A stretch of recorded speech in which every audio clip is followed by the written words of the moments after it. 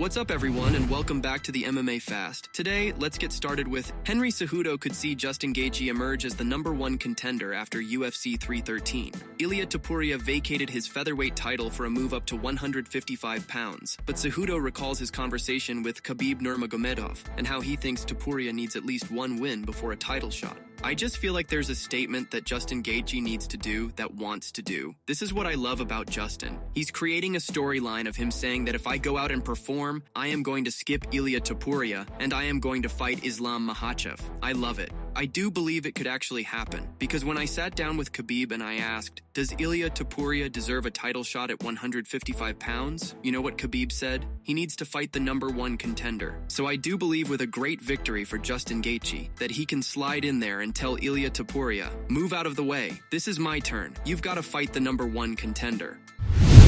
Stephen Thompson lavishes praise on Nate Diaz for being himself rather than copying Conor McGregor. Stephen Thompson recently praised Nate Diaz for being himself rather than putting on a Conor McGregor-type persona in order to gain attention. He noted that others have copied the Notorious because of how successful he is, but the Stockton native hasn't followed suit. Diaz is known for being his authentic self throughout his career, regardless of whether it was popular or not. During his recent appearance on Quinton Jackson's Jackson podcast, Thompson spoke highly of Diaz and mentioned that his authenticity is why he is held in high regard. I respect Nate Diaz because he hasn't changed for nobody. You know, he's not pretending to be somebody he's not, and that's why I respect that. I don't like the guys, obviously. It's a business. Obviously, everybody's trying to be Conor McGregor, but you know who's real and who ain't, and you gotta respect that.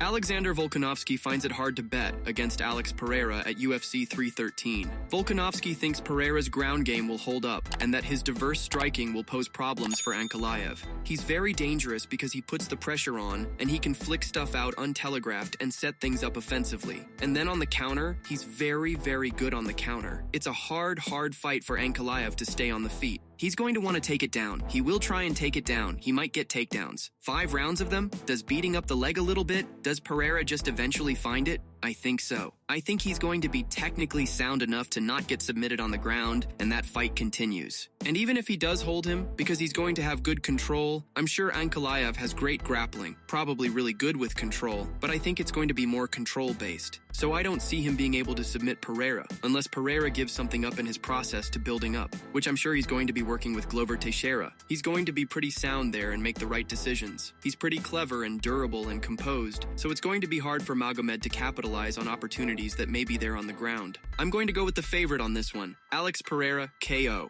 I'm going to go with KO, TKO. I think with him, it's always a pretty safe bet, especially when he's the favorite. I don't think it's going to be early rounds. Could definitely do it straight away. I'm thinking maybe 2nd or 3rd round TKO.